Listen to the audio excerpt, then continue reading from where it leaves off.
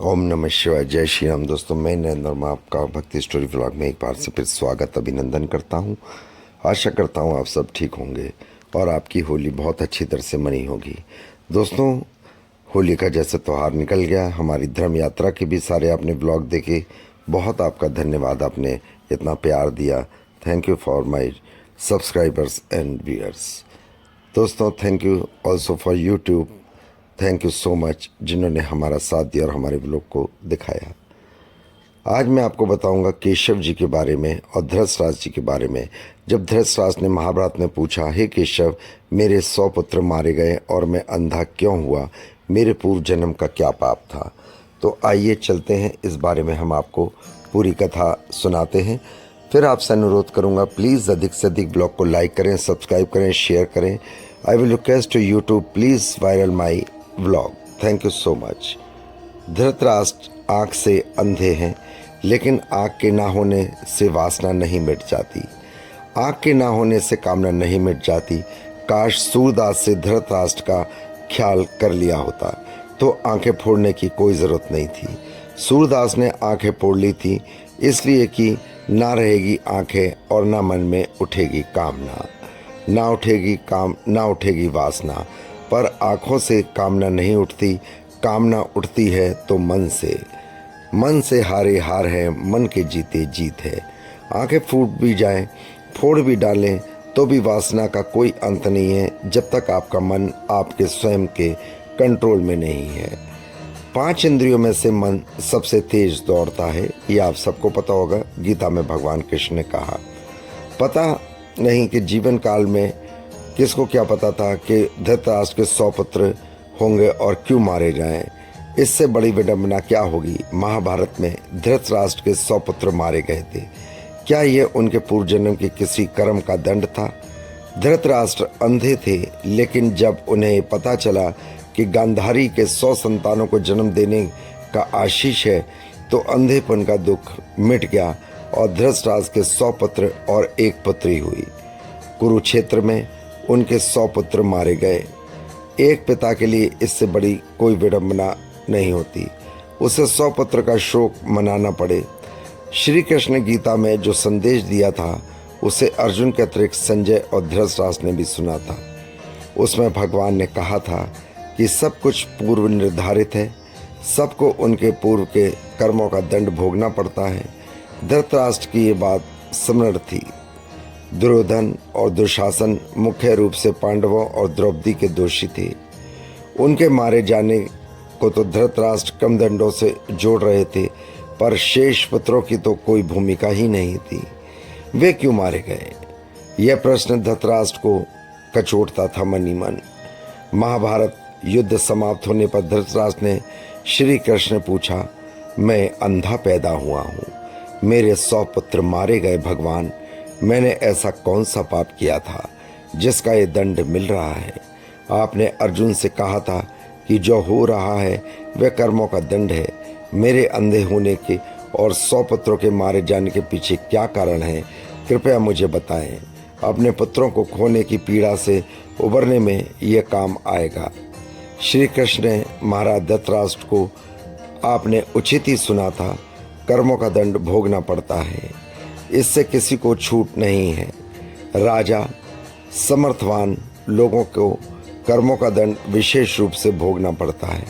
ईश्वर उन्हें समर्थवान बनाते हैं तो उनसे ज़्यादा जिम्मेदारी होने की आशा रखते हैं। कुछ पाने के लिए कुछ तो देना ही पड़ेगा। महाराज, आप इस जन्म में भी राजा हैं, पूर्व जन्म में भी राजा थे और आपने कई पाप कर्म किए। धृतराष्ट्र अधीर हो गए और यह जानने लगे कि मैंने क्या पूर्व जन्म में कर्म किए थे जिसका मुझे ये भोगना पड़ रहा है। पूर्व जन्म का रहस्य जानने के लिए उत्सुक थे। कृपया यह रहस्य खोलें कि ऐसा कौन सा पाप है कि मैं अंधा भी हुआ। 100 पुत्रों के जाने से किसको दुख नहीं होता। भगवान श्री कृष्ण धृतराष्ट्र को पूर्व जन्म में याद दिलाना शुरू किया और पूर्व जन्म के लेकर की ओर गए। भगवान बोले, महाराज धृतराष्ट्र, पिछले जन्म में भी आप एक राजा थे। आपके राज्य में तपस्वी ब्राह्मण थे। ब्राह्मण के पास हंसों का एक जोड़ा था और उसके 4 संतान थी, 4 बच्चे थे। ब्राह्मण को उन हंसों से अपने संतान का जैसा लगाव था। ब्राह्मण को तीर्थ यात्रा पर जाना पड़ा, लेकिन हंसों की चिंता में वे नहीं जा पा रहे थे।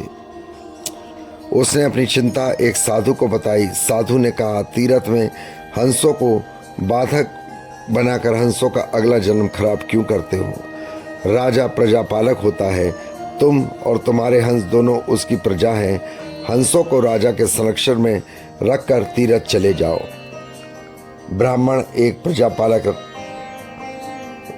ने सोचा कि राजा एक प्रजापालक है, इसलिए ब्राह्मण को ये बात जम गई और उसने अपनी सारी परेशानी राजा को कह सुनाई। ब्राह्मण के तीर्थ से लौटने आने के तक हंसों का रक्षा दायित्व स्वीकार राजा ने कर लिया। ब्राह्मण हंस और उसके बच्चे आपके पास रखकर तीर्थ गए। हंस आपके महल में तालाब में ही पलने लगे।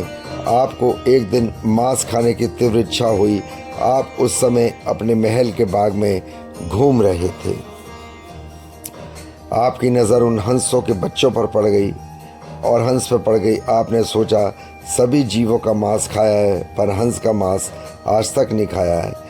इसका स्वाद आखिर कैसा होता है? आप इसी विषय पर सोचते रहे और हंस का मांस खाने की इच्छा तीव्र होती चली गई। यह इच्छा अब पराकाष्ठा पर पहुंच गई और आप खुद को ना रोक पाए। आपने हंस के 2 बच्चे भूनकर खा लिए। उसका स्वाद आपकी जीवा को लग गया और हंस के एक एक कर 100 बच्चे हुए। आप सबको खाते चले गए। अतः हंस का जोड़ा संतानहीन होकर दुख में मर गया। और कई साल बाद जब वह ब्राह्मण तीर्थ यात्रा से लौटा और आपके पास आया, उसने आपसे अपने हंसों के बारे में पूछा। हंस तो आपके लोभ में बलि चढ़ चुके थे। प्रजापालक राजा ये कैसे कहता कि अपने प्रजा की संपत्ति को चुपके से लूट लिया है? इसलिए आपने ब्राह्मण से कह दिया, हंस बीमार होकर मर गए। ब्राह्मण दंपति आप पर पूरा भरोसा करता था। उसने आपकी बात मान ली और विलाप करके घर चले गए। महाराज धृतराष्ट्र, आपने हंस के बच्चों को खाकर और झूठ बोलकर एक साथ कई अपराध कर दिए थे। आपने तीर्थ यात्रा पर गए उस व्यक्ति के साथ विश्वासघात किया जिसने आप पर विश्वास किया था। आपने प्रजा की धरोहर में डाका डालकर राजधर्म भी नहीं निभाया। जीवा के लालच में पड़कर हंस के 100 बच्चे भूनकर खा गए। आपके पास आश्रय के लिए कोई आए थे, इस तरह आपने उस असहाय का वध किया जिसे आपने आश्रय दिया था। ये बहुत बड़ा पाप है।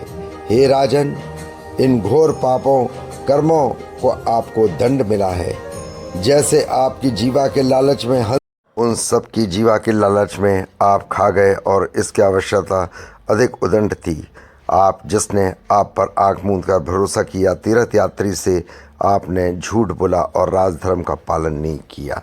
आंख मूंद पर विश्वास करें, इसका विश्वास कभी नहीं तोड़ना चाहिए। जो आप पे आंख मूंद कर विश्वास करे, इसी विश्वास के कारण आप अंधे और राजकाज में विफल व्यक्ति हो गए। श्री कृष्ण ने कहा, सबसे बड़ा छल होता है विश्वासघात। आप उसी पाप का फल भोग रहे हैं महाराज। इसलिए आपके इस जन्म में 100 पुत्र मारे गए और जिस प्रकार अंधविश्वास लोगों ने किया, इस प्रकार आपको अंधे होने का दंड मिला। इसलिए इस जन्म में आप अंधे हुए राजा के साथ। राजा फिर भी आप लेकिन इस जन्म में बने रहे। इसलिए मैं हर प्राणी को कहता हूँ, जो आप पे आँख बंद करके विश्वास करे, उसे कभी धोखा मत देना और अपने जीवन में कर्तव्य का पालन करना, अच्छे कार्य करना। भगवान आपके साथ होंगे। जय श्री कृष्णा। मैं नरेंद्र वर्मा आपका एक बार से फिर स्वागत अभिनंदन करता हूँ। आपको एक कहानी महाभारत की कैसे लगी? सत्य कथा है। प्लीज़ कमेंट्स बॉक्स में लिखें जय श्री कृष्णा। ब्लॉग को अधिक से अधिक लाइक करें, सब्सक्राइब करें, शेयर करें, बेल आइकॉन को प्रेस करें। जय श्री कृष्ण।